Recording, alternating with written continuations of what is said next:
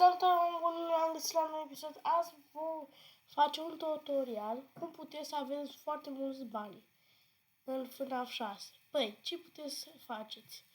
Deci, vă duceți la Windows, căutați run și scrieți ăsta 100 app data, va scrie acolo jos, dați OK. Și duceți-vă aici, de la MMFA Application.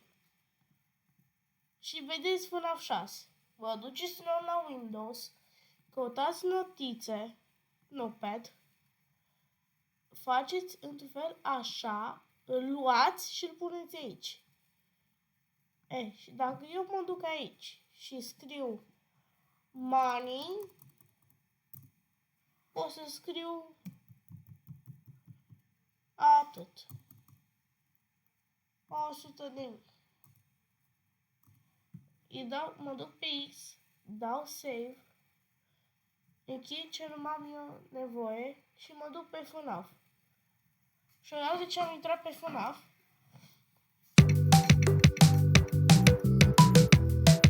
dau Enter, continue și vedeți că aveți 100.000. Și aveți tot.